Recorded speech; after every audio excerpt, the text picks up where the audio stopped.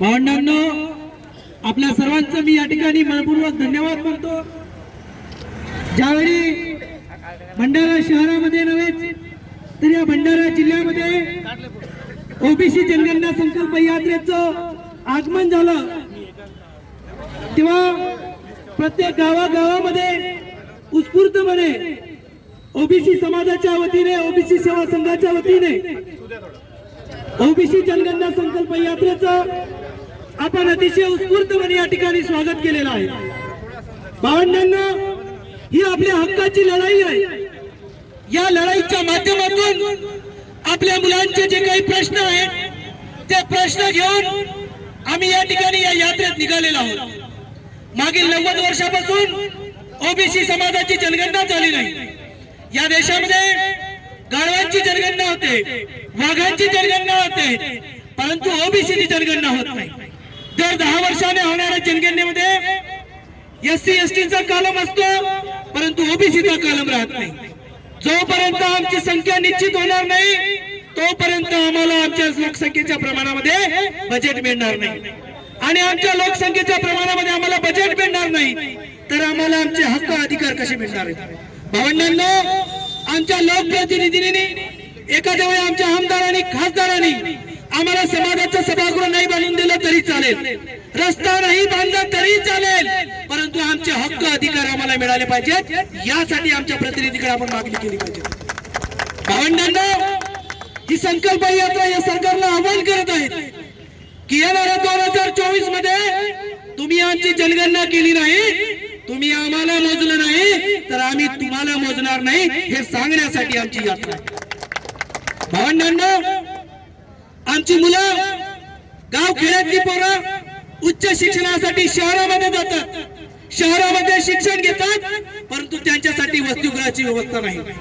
SC एसटीची त्यांची वसतिगृह, त्यांच्या मुलांसाठी वसतिगृह आहे, त्यासाठी त्यांनी संघर्ष केला आहे, म्हणून त्यांच्या मुलांसाठी वसतिगृह आहेत। आमच्या मुलांना आज नागपूर सारख्या शहरामध्ये शिक्षण घेतो म्हटलं तर त्याला 7 ते 8 हजार रुपये रूमचा किराया द्यावा लागतो। जेवणाचा डब्बा वेगळा झाला, बाकीचा खर्च वेगळा झाला। तो खर्च गाव खेड्यातला शेतकऱ्याचा, ओबीसीचा पोरगा हा खर्च पूर्ण करू शकत नाही, म्हणून त्याला शहराच्या ठिकाणी तेव्हा जो राहतो त्याला हॉटेलमध्ये काम करावं लागतं, एखाद्या दुकानामध्ये नोकर राहावं लागतं। मग अशा परिस्थितीमध्ये आमचा ओबीसीचा पोरगा हा खऱ्या अर्थाने स्पर्धा परीक्षेमध्ये स्पर्धा करू शकणार आहे, आणि म्हणून आमच्या हक्काचं ओबीसी वसतिगृह आहे, ते वसतिगृह सुरू झालं पाहिजे। हे सरकार आम्हाला वारंवार सांगते आहे, तारीख पे तारीख देत आहे आणि म्हणते आहे की आमची 15 दिवसामध्ये, 1 महिन्यामध्ये वसतिगृह सुरू करू। हे लक्षात ठेवा भावंडांनो, यांच्या आमिषाला कुठल्या प्रकारचं आम्हाला बळी पडायचं नाही। यांनी जर आमचे 72 वसतिगृह सुरू केले नाही तर 2014 मध्ये यांना आमची जागा आपल्याला नक्की दाखवायची।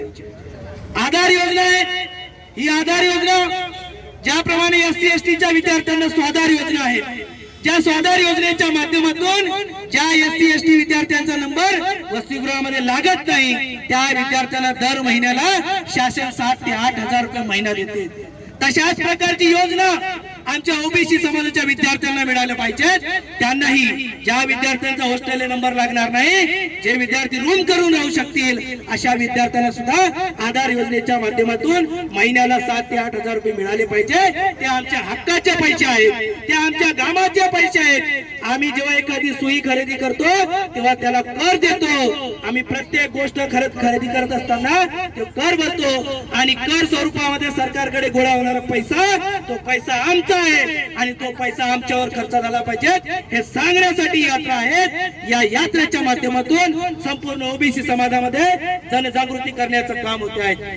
ही यात्रा आज भंडाऱ्यात आहे, उद्या गोंदिया जाणार आहे, गडचिरोली जाणार आहे, यवतमाळ जाणार आहे, आणि या यात्रेचा समारोप चंद्रपूर जिल्ह्यातील जी ऐतिहासिक नगरी आहे, दीक्षाभूमी आहे, त्या ऐतिहासिक दीक्षाभूमीमध्ये या यात्रेचं समापन होणार आहे। आणि ही यात्रा फक्त समापन होऊन थांबणार नाही आहे, सातत्याने ओबीसींच्या न्याय हक्कासाठी आम्ही लढत राहणार आहोत। आपण ज्या पद्धतीने या ठिकाणी उपस्थित राहिले आणि आम्हाला आशीर्वाद दिला आणि या यात्रेमध्ये आमचा उत्स्फूर्तपणे सहभाग घेऊन आम्हाला जी प्रेरणा दिली त्याबद्दल आपल्या सर्वांचे या ठिकाणी मी मनपूर्वक आभार मानतो आणि या ठिकाणी थांबतो।